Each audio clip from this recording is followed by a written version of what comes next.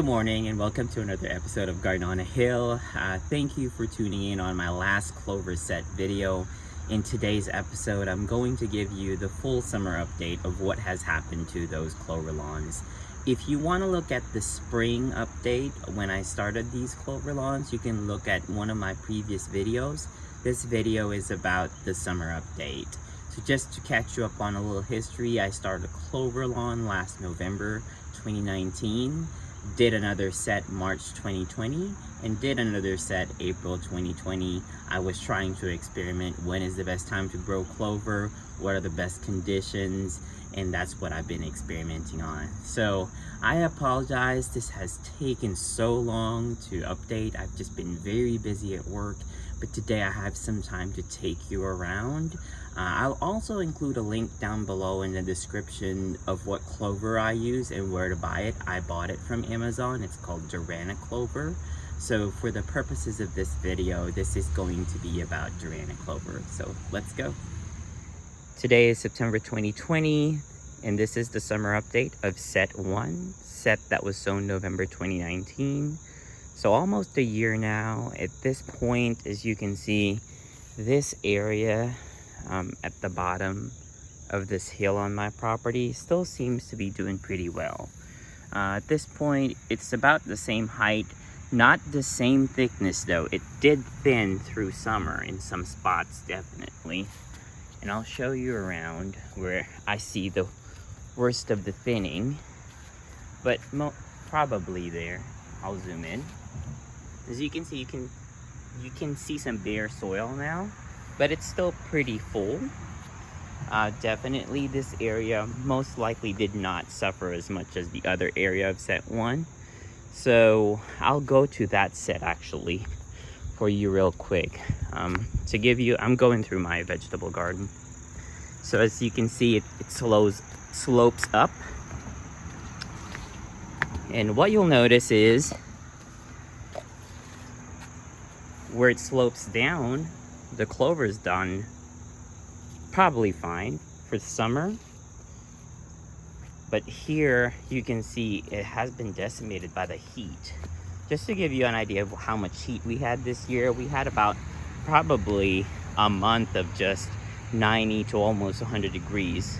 So this is the worst area that was hit, but as you can see, it just rained yesterday and it's starting to come back slowly.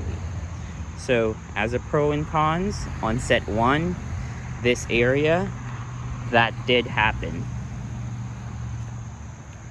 So I'll advise you on what to do on those areas.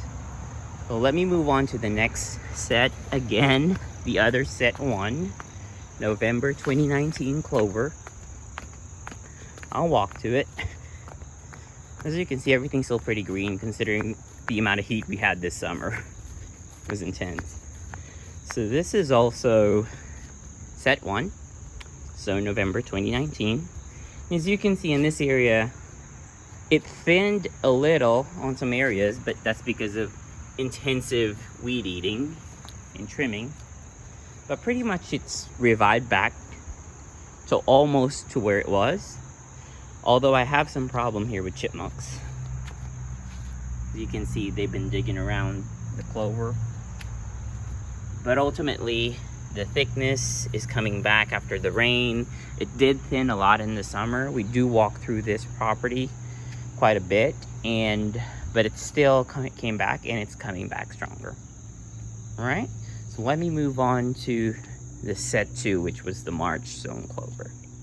So this is set 2, sown March 2020. This area is actually my front lawn, with a combination of centipede grass and now clover. Of course, there's some weeds here and there, but as you can see, this is the summer and my grass is very green and thick. I actually think the clover helped the grass much more than I expected to make it full.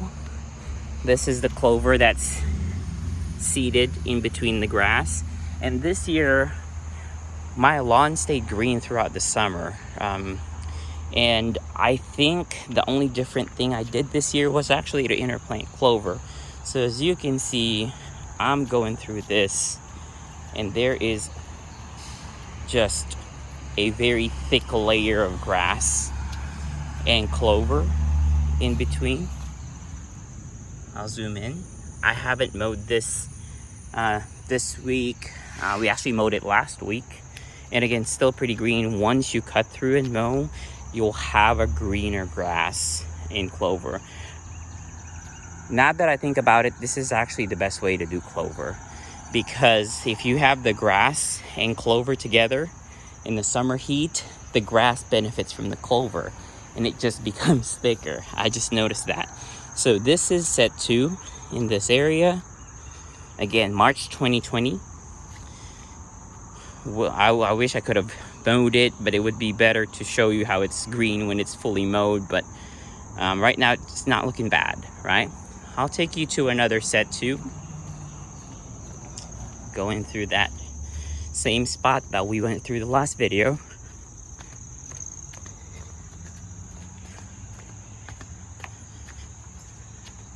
See all this chipmunk damage. This is all chipmunk damage. Chipmunks. Same here. You can see grass and clover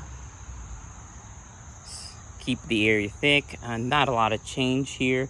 Probably less clover than the set 1. So this is the November 2019 set 1 clover. If you look back at my video, this is the March 2020 set 1 clover. There's more grass than clover, I noticed that. So I'm gonna give my synopsis at the end of this video, but seems like November may be the better way to do it.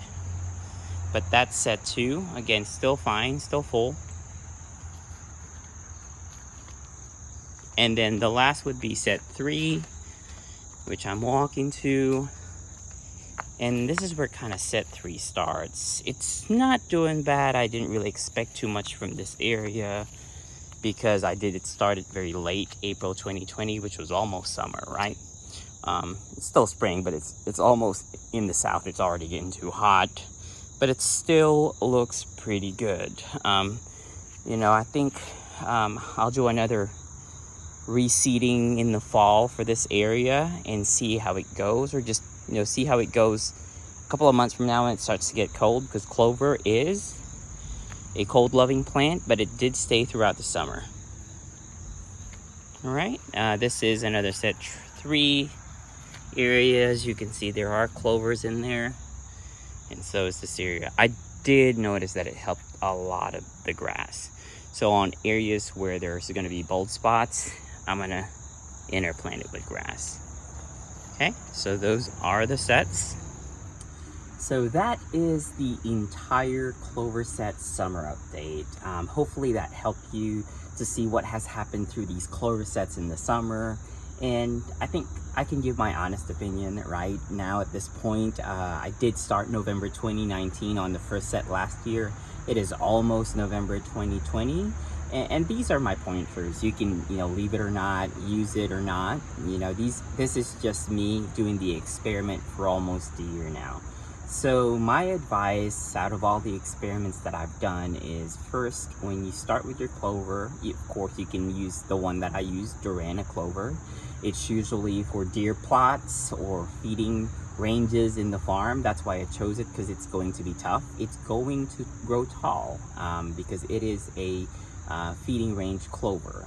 But I did choose that because Durana was also developed in Georgia, where I am. So that's going to be your first bet. What are you going to use? I can't speak on all the other varieties, but I can speak in behalf of Durana. The second one is you prepare your soil. As you can see on my past videos, I actually put some bare to the ground, tilled it, and some just, you know, mowed the grass very low, and then did an aerator. Aerating, if you want to have an existing lawn, is important because it does give you that purchase point where the seeds go into the little scarified areas of the ground. There is a $80 scarifier that you can buy at Home Depot. It's called Sunjoe or Martha Stewart. It works great. I used it in my lawn. So that's one thing you want to do. Prepare the soil. It's the second one. The third one would be to plant in the fall. I think November 2019, out of all these updates, have done far better than the other ones. So what you want to do is choose November to plant, or October as soon as it kind of gets cold in your area. Feeling the fall weather, that's fine. Fourth is, when you plant clover, I advise you to plant grass with it. So in this case, some of these areas that you're seeing are mostly clover. I mean, on this one, set one right next to me is full clover. It didn't thin out as much here because it's always shaded by my trees or by my house to my right. But as you saw at the very top of the hill where it's always exposed to the sun, if you have conditions like that, you have to plant clover with grass. And the best way I found out on doing it is, if you seed the clovers first, because they're very, very tiny seeds, you have to seed them and then do the clovers first and then do the grass next. Don't throw them all at once, because the grass seeds are bigger and the clover seeds are so small that it won't have an even spread if you do it all at the same time. I actually just hand seed all over my yard because it's not that big. So I guess, what kind of grass would you want to put there? In my case, if you really think about it, clover tends to kind of wilt a little in the summer, so you want to have a warm season grass: centipede, Bermuda, zoysia.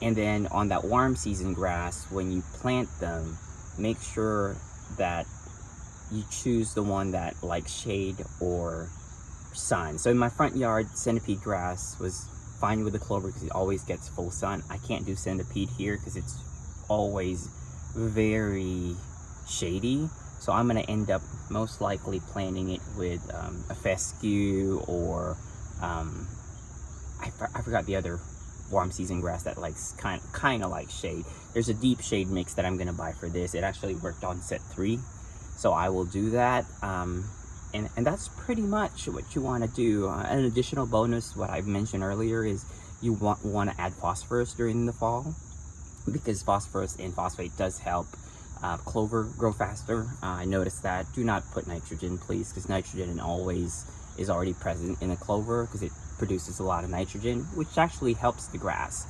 So that's kind of how it works. The grass is fed by the nitrogen from the clover, because nitrogen, clover is a nitrogen fixing legume, so it kind of supplements your grass and it makes it grow healthier.